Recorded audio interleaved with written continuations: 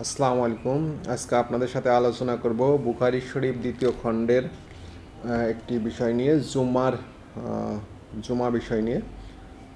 এখানে আমরা দেখতে পাচ্ছি বুখারী শরীফ ইসলামিক ফাউন্ডেশন প্রকাশিত 10টি খণ্ড একটি কিতাব, সিয়াসিত্তার কিতাব। সেই কিতাবে জুমার বিষয়ে যে আলোচনা করা হয়েছে, পরিচ্ছেদ বা সূচিপত্র, এই বিষয় নিয়ে আপনাদের সাথে আলাপ করব যে এই বিষয়ের সূচিপত্রে কি কি আছে।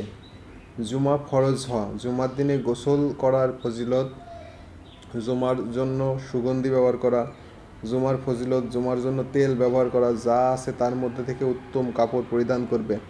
এটি রয়েছে 173 পৃষ্ঠায়।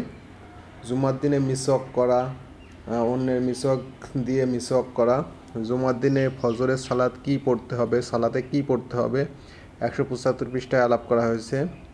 গ্রামে ও শহরে জুমার সালাত, মহিলা, বালক বালিকা এবং অন্য যারা জুমার হাজির হয় না তাদের কি গোসল করা প্রয়োজন, বৃষ্টির কারণে জুমার সালাতে হাজির না হওয়ার অবকাশ, কত দূর থেকে জুমার সালাতে আসবে এবং জুমার কার উপর ওয়াজিব, সূর্য হেলে গেলে জুমার ওয়াক্ত হয়, জুমার দিন যখন সূর্যের তাপ প্রখর হয়।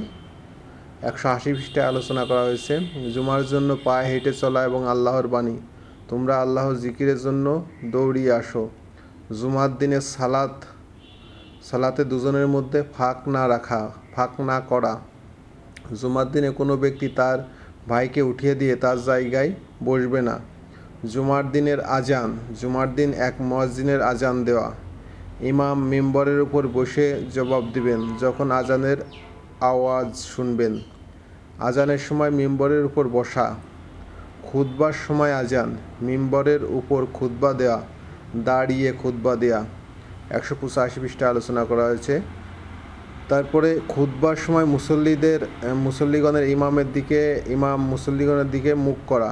খুতবায় আল্লাহর প্রশংসার পর আম্মা বাদু বলা। জুমার দিন দুবার খুতবার মাঝে বসা, মনোযোগ সহকারে খুতবা শোনা। ইমাম খুতবা দেওয়ার সময় কাউকে আসতে দেখলে তাকে 2 রাকাত সালাত আদায়ের আদেশ দেওয়া। ইমাম খুতবা দেওয়ার সময় যিনি মসজিদে আসবেন তার সংক্ষেপে 2 রাকাত সালাত। খুতবায় 2 হাত উঠানো। জুমার দিনে খুতবায় বৃষ্টির জন্য দোয়া। জুমার দিন ইমাম খুতবা দেওয়ার সময় অন্যকে চুপ করানো। জুমার দিনের সেই মুহূর্তটি। জুমার সালাতে কিছু মুসল্লি যদি ইমামের নিকট থেকে চলে যান তাহলে ইমাম ও অবশিষ্ট মুসল্লিগণের সালাতে জায়েজ হবে। জুমার ফরজ সালাতের আগে পরে সালাত আদায় করা।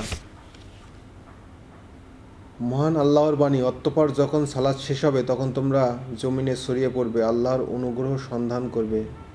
জুমার পরে কাজদুল্লাহ, দুপুরের শয়ন, হালকা নিদ্রা। খাওয়াফের সালাত, শত্রুভীতি অবস্থায় সালাত। পদাতিক বা আরোহী অবস্থায় খাওয়াফের সালাত মুসল্লিগণের একাংশ অন্যকে অংশ পাহারা দিবে। 199 পৃষ্ঠায় এই বিষয়টি আলোচনা করা হয়েছে। দুর্গ, অবরোধ ও শত্রুর মুখোমুখি অবস্থায় সালাত, 200 পৃষ্ঠায় আলোচনা হয়েছে। এরপরে শত্রুর পশ্চান্দরে শত্রুতাড়িত ব্যক্তির আরোহী অবস্থায় ইশারায় সালাত আদায় করা, তাকবীর বলা ও ফজরের সালাতের সময় হওয়া মাত্র আদায় করা এবং শত্রুর উপর অতর্কিত আক্রমণ, যুদ্ধ অবস্থায় সালাত কী হবে, 202 পৃষ্ঠায় আলোচনা করা হয়েছে। আপনারা এই সালাত সম্বন্ধে হাদিসগুলো জানতে বুখারী শরীফ দ্বিতীয় খণ্ড সংগ্রহ করতে পারবেন। সেই সাথে সবগুলো খণ্ড সংগ্রহ করতে স্ক্রিনে দেওয়া যে মোবাইল নাম্বার এবং ওয়েবসাইট রয়েছে সেখানে গিয়ে আপনারা হোয়াটসঅ্যাপে কিংবা ওয়েবসাইটে অর্ডার করতে পারেন। অর্ডার করলেই আপনার বাসায় বই পৌঁছে যাবে। এছাড়া আমাদের নিয়মিত আয়োজন, এগুলো দেখতে পরের ভিডিওটি দেখুন ইনশাআল্লাহ।